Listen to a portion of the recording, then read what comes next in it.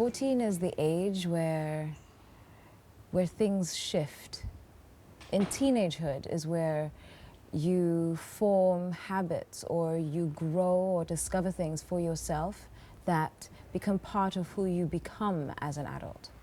It's a very impressionable age where you're informed by your education or your influences like your parents on what you read. But then at 14 is where you start to explore for yourself what those things mean and the interpretations of what you're being told. You start to question for yourself. You still have a very young and a very ideological look of life, I find, at 14. I mean, that was certainly my case.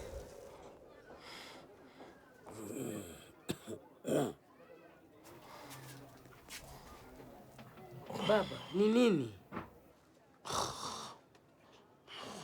If you wake up and you find your dad in a way you're not accustomed to, or worse off than you've seen him before, then him being your father, you would want to do whatever you can to realign the world to a way that you're used to.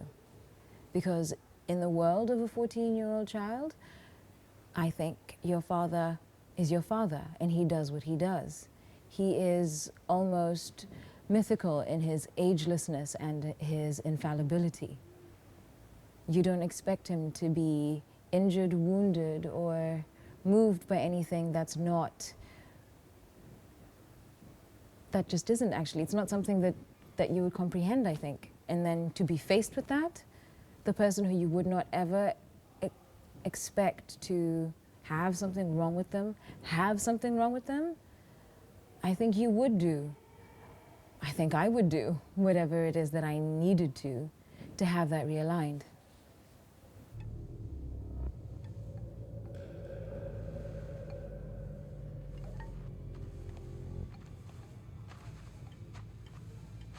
Usinikaribie. Ukinikaribia utajuta. The Nyawawa is a creature from folklore. You know, she is reputed to take men who lead, who go astray, and take their souls. I would say people are scared and intrigued by the Nyawawa. You know, I mean, it's not every day you hear of a creature that has a cow's leg and that's supposed to run off with your soul if you misbehave. So I think it's more the curiosity. She feeds to that. She is mythical, and I think it stretches it. If she were not fully human, it adds to her mystique. It adds to her not being fully of this world. So you carry whatever it is that she says with more weight, which is what you want. You want people to think, okay, if we don't do this, then, you know, maybe it won't end so well. Haya. Kuna kazi 7 ambazo lazima utimize kabla kesho asubuhi. I would say the 7 tasks are basically pushing yourself to be better and to take on challenges so that you come out the other side having learnt something. That's what they're there for. They urge you in pursuit of being the better or your goal to go past and beyond whatever it is that you're used to going. They represent not what you should do, but what would happen if you did take on those challenges. And as people, you have challenges. As a father, you have a challenge whether you live in one of the biggest slums in sub-Saharan Africa or in a really plush suburb in Nairobi. That, you know, if you have all the money in the world or you have none, you will have the same challenges. If you have children, children are children. And relationships are relationships, and marriages are marriages. And every one of those situations has their challenges. So we're all doing the best we can with what we have. And this is the thing that Abi notices. He realizes when he asks, are you happy? You have, materialistically, more than I do, but you have the same challenges that I do too, or that my father has.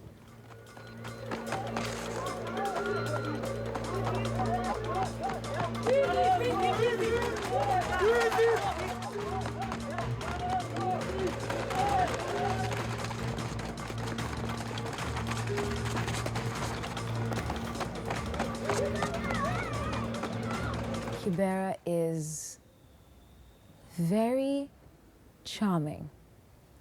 No one thinks that at first. You know, when you hear about it, you're filled with dread about either being mugged or being in fear or being attacked or all these things. But when you go there, it's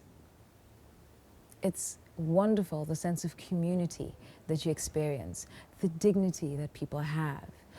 They're wonderful people. They're supportive. I mean, we experienced a lot of support, and this project would not have been possible without their support. There's a lot of people, it's full and it's busy, and everyone is always doing something.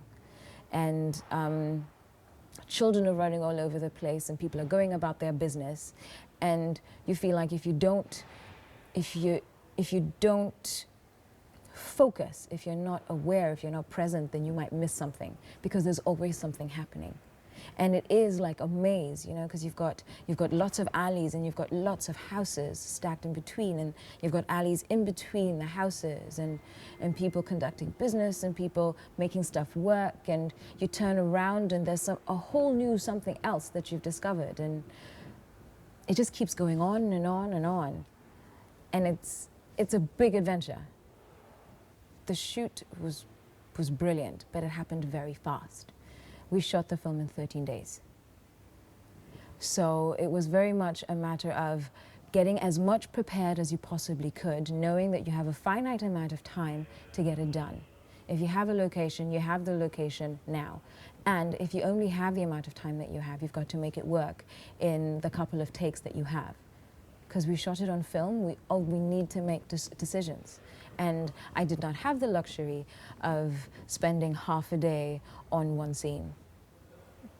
The film wouldn't have been shot otherwise, we wouldn't have finished. But the challenge was giving it as much artistic integrity as possible and getting everyone along with us to do it. And we managed that, and I think we managed it really well. From the actors to the art direction to the logistics, to handling the changes, to wardrobe challenges, everything. Kambi Murupoa, tunataka kuona ni nani anaogopaga train. Nakwambia kesho ni mimi na Kisumu Express. Tutakanyagia reli mpaka watashangaa sana. Take after take we didn't have, but what we did have was the time when wardrobe and camera was setting up, when art direction and camera was setting up.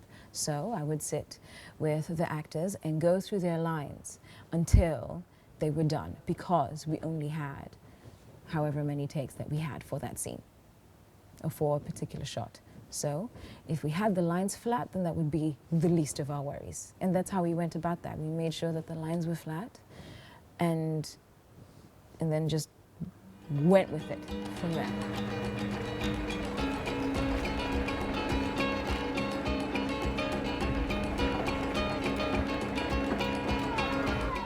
Well, the story gets told at the pace as it's told, because it's the pace that fits.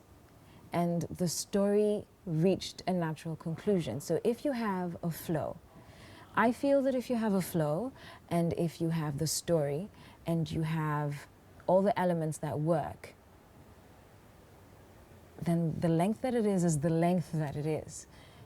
To add a few more scenes, or to stretch things in different areas, or to add a few minutes here, to stretch the movie just for the sake of stretching the movie, I think compromises the film, and it compromises the story. And the last thing I would want, or any of us would want, is to feel like someone was suffering through the film because I wanted it to fit some sort of criteria. Kabiliana na joka kubwa ambalo unaliogopa.